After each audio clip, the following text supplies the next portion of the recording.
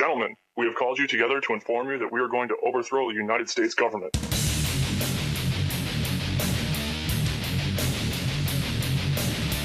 You still think that jet fuel brought down the World Trade Center? Does anybody else see a problem here? If the government has nothing to hide, why are they so afraid to answer a few questions? This story does not add up.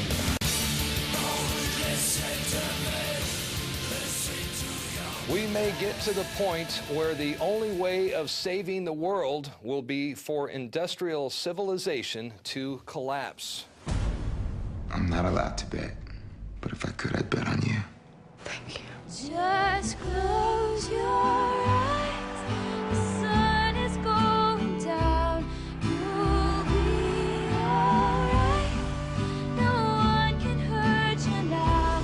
Come morning light. You and I'll be safe. Together? And now we're going to take you to a local piece that was inspired by a man whose troubles began when he decided to clear some trees and brush infested with rats and snakes in his very own backyard. Apparently, he was unaware of the totalitarian intent that was lurking on the other side. The city of Austin, Texas, has installed motion-detecting surveillance cameras along the property lines of people's backyards in western Travis County. There ought to be a way eventually where those cameras can be oriented away from the homes. If they want to watch for any movement or any trespass out there, they have a right to do that. And if the surveillance cameras weren't intrusive enough, the city has also installed these prison-style fences along the property lines. They put this prison fence up and have cameras pointed at you, and only you. In fact, one home just a couple down cleared all the cedar trees, planted grass, and mows the area, trespassing regularly out there to keep that area mowed. It doesn't make it, and yet they didn't put a fence up there. They didn't put any cameras in. These unfortunate residents are neighbors to an encroaching vacuum of government land grabbing, all tied to the precautionary principle of the UN's Agenda 21. I was the county judge of Travis County when the Balcones Canyonlands Conservation Plan and the permit under the Endangered Species Act was applied for. This wasn't long after I took office in 1987. It was announced that the territory and nesting areas for the golden cheek warbler and the black-capped vireo covered a huge area of western Travis County. And in essence, what the U.S. Fish and Wildlife said was that to enforce the Endangered Species Act, that there could be no tree clearing, there could be no development activities, and anything that might cause noise during the breeding season, nesting season. It shut down any development in the western part of the county. A lot of public money, millions of dollars of public money that went into buying the preserves area from the landowners. The Nature Conservancy and others got private money in there and helped leverage purchases. Some property owners just sold conservation rights. They were able to stay there. They don't develop it, but they got paid to conserve their area.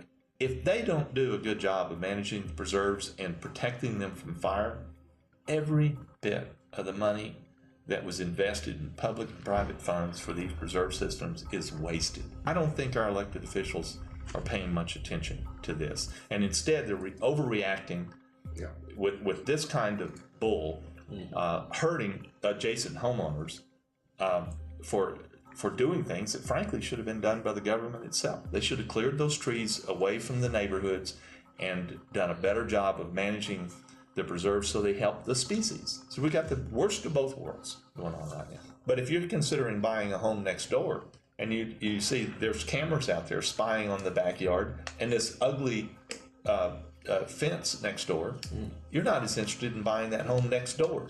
The precautionary principle states that if an action or policy has a suspected risk of causing harm to the public or to the environment, in the absence of scientific consensus, that the action or policy is harmful, the burden of proof that is not harmful falls on those taking the action. Basically, guilty before proven innocent. The European Union deems this principle an actual law, while the United States has labeled it a precautionary approach and uses it to create policy. The genesis of Agenda 21 begins with the Brundtland Commission's Our Common Future, reported to the United Nations in 1987. This report defined the term sustainable development, stated as development that meets the needs of the present without compromising the ability of the future generations to meet their own needs. In order to define what these needs of the present are and what to implement in order to scale down daily aspects of human activity, Maurice Strong developed Agenda 21 and presented it at the Rio Earth Summit in 1992. Climate change affects the very future of life on Earth.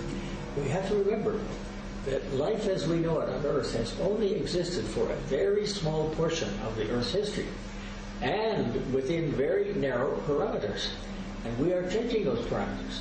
So life is actually in danger. The 4 sections of 40 chapters of Agenda 21 leave no stone unturned when it comes to absolute control of humanity. It places nature above mankind and calls for an end to national sovereignty, the abolition of private property, the restructuring of the family, and restrictions on transportation and individual opportunity. This map clearly shows the human settlement zones according to Agenda 21 planned for the near future. Red is off limits, yellow is highly regulated, and green is normal use. President Clinton issued Executive Order Number 12852, creating the President's Council on Sustainable Development. The PCSD has eroded the foundation of U.S. public policy, according to the Master Plan of the United Nations, ever since. We are talking about a globalist plan that remakes your city to a specific model. This is not only in the United States, it's all across the United States and all across the world. And you'll see these plans. They are, they're called One Bay Area. They're called 4 States, One Vision.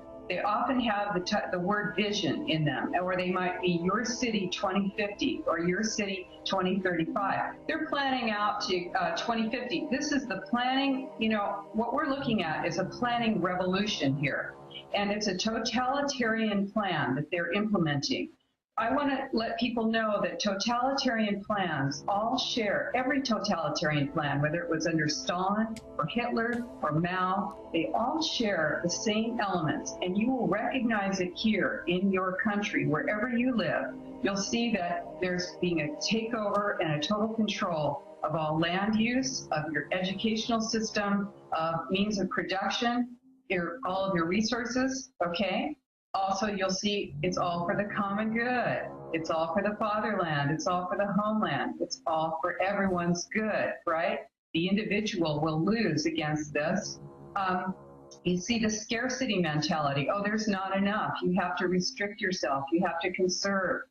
You know, am I a pig? Do I want to use everything up? No, but we're talking about, this is a totalitarian design. Well, this is about them controlling who they dole it out to. This is about them setting the standards of your light bulb, your toilet, your parking space, your roads, destroying your roads, and they admit to shut you down to make you poor so they can control you. They all brag about it.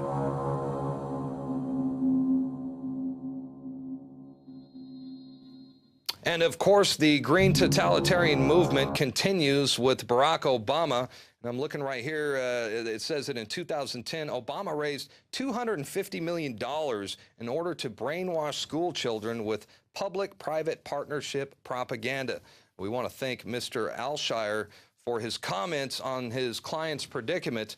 Mr. Alshire, like many of you out there, was unaware of the local domino effect that is related to Agenda 21. And that brings us to our quote of the day. We may get to the point where the only way of saving the world will be for industrial civilization to collapse. And that was globalist Maurice Strong. And I'm looking forward to this next segment as we have a very special guest with us in studio. And, well, she's no stranger to the Alex Jones Show, as she's appeared on our program several times now. And we salute her opposition, along with Fluoride-Free Austin, and their opposition to protect people from the damaging chemical fluoride that is being dumped into our water supply. She's also an activist on many other fronts as well, and she's now running for city council. And she certainly has my endorsement. Please welcome to the program Dr. Laura Presley, Ph.D. Laura, it's good to have you back. Hey, Darren, thank you for having us, and thanks for all you do to help educate all of us on fluoridation and other big issues that are going on. Well, thank you. And we're doing it together, and I have a few items here that I'd like to go over with you. What made you decide to run for city council, for one?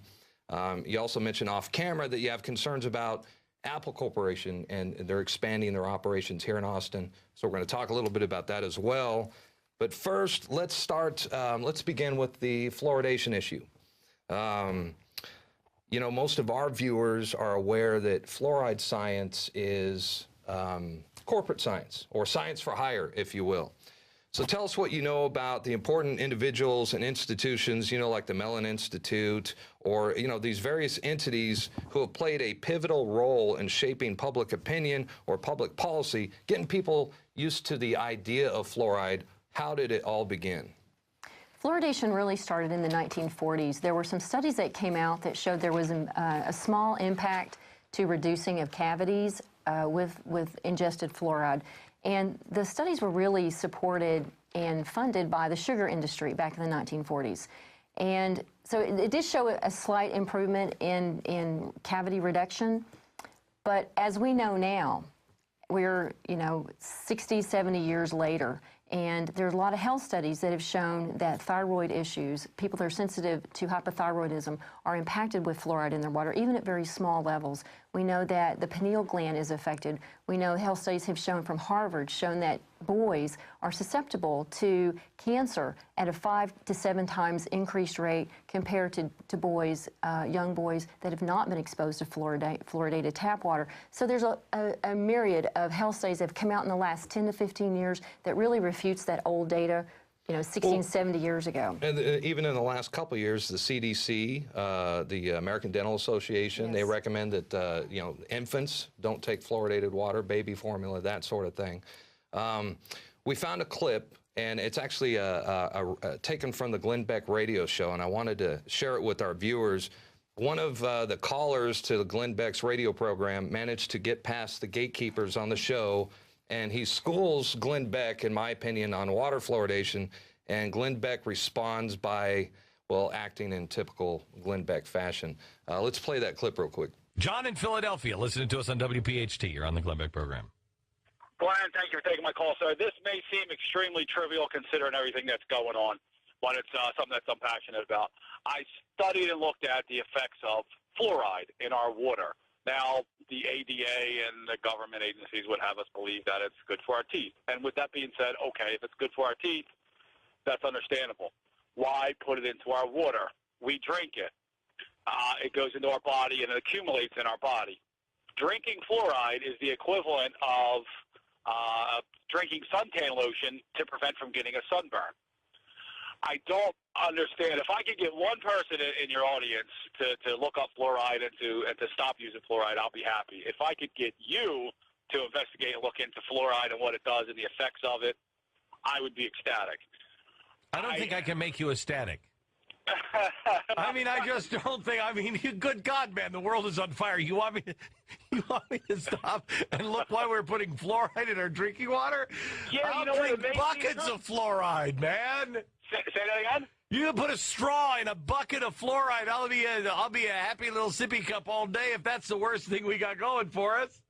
It's not the worst thing we got going for us, but it's the equivalent of mass medication. And I know as you look into different government agencies and over the years, do I think it's a conspiracy? No. I think it was big business that somewhere along the line discovered that they can get rid of what equates to a poison. It's not a natural organic. They use the fluoride from the aluminum industry and use that and disperse it into our water. Look, may I just quote scientific consensus? 9 out of 10 dentists agree. Yes, pretty naive reaction.